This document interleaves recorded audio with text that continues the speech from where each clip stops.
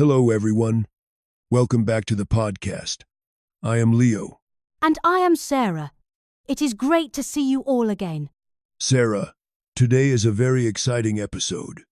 We are talking about the big one, the most important time of the year in China. I know. We are talking about the Chinese New Year. Yes, in China, we usually call it the Spring Festival, Chunye. It is a time of joy, family, and lots of food. Leo, as a foreigner, the first thing I notice is the timing. It is not on January 1st, like in the West. Why does the date change every year? That is a great first question. It is because China uses two calendars. We use the Western solar calendar for business. But for traditional festivals, we follow the lunar calendar. The lunar calendar. That is based on the cycles of the moon, right? Exactly. The Spring Festival usually happens in late January or early February. It marks the end of the cold winter and the beginning of spring. It used to be very important for farmers. Ah, new beginnings. I like that. But Leo, when I walk around during the new year, I see the color red everywhere. Red lanterns, red clothes, red paper on doors. Why red? To answer that, we have to go back in time. We have to talk about the origin story of the new year. Have you heard of the monster called Nian? A monster? No. Tell me the story. Long, long ago, there was a scary monster named Nian. Every year, on the last day of the year, it came out of the sea to eat people and animals. That sounds terrifying. So everyone was scared?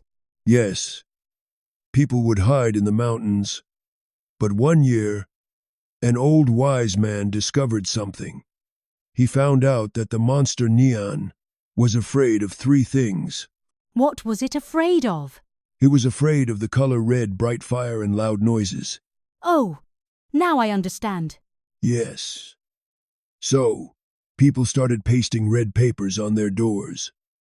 They hung red lanterns, and they set off loud firecrackers. Benpao. To scare the monster away. Exactly, and it worked. The monster ran away. So now, celebrating the new year is sometimes called Guanian, which means passing the monster Nian. That is such a cool story. It explains so much about the noisy firecrackers and the red decorations. It's all about driving away bad luck. Yes. And speaking of driving away bad luck, there is another important custom before the new year starts. Cleaning. Cleaning? Like sweeping the floor? Yes. A few days before the holiday, every family does a big spring cleaning. We sweep the whole house. The idea is to sweep away all the bad luck from the old year.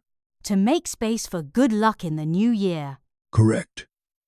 But Sarah, here is an important rule. You must not sweep on New Year's Day itself. Why not? Because if you sweep on the first day, you might sweep away the good luck that just arrived. Okay, I will remember that. No cleaning on day one. Now, Leo, let's talk about my favorite part of any holiday, the food. Food is central to the Chinese New Year. The most important meal of the whole year is the reunion dinner on New Year's Eve. Reunion means coming back together. Yes. This is heartbreakingly important in China. No matter how far away you work, no matter how busy you are, you must try to go home to your parents' house for this dinner. It is a beautiful tradition. What do people usually eat at this dinner? It depends on the region. But in northern China, the star of the show is jihozi, or dumplings.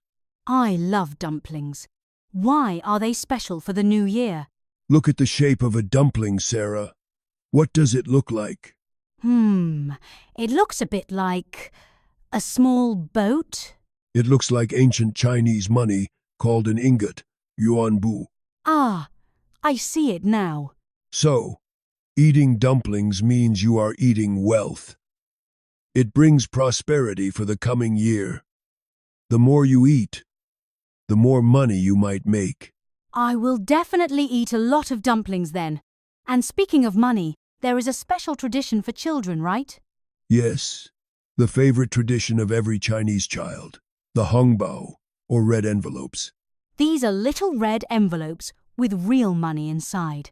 Yes, adults, usually grandparents and parents, give them to children. The red color symbolizes good luck and protection from evil spirits. Do adults get them too? Not usually, once you start working.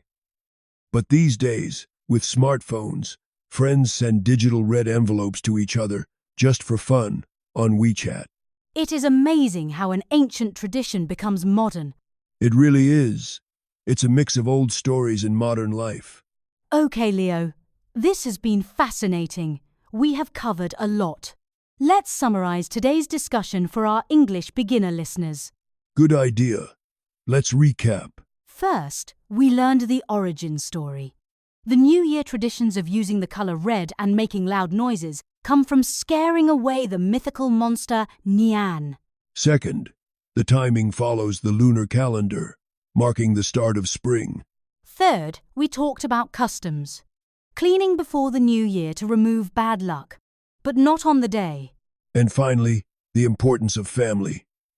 The reunion dinner is crucial, where people eat lucky foods like dumplings for wealth and give red envelopes to children for protection. It is truly a holiday filled with hope and family love. It is.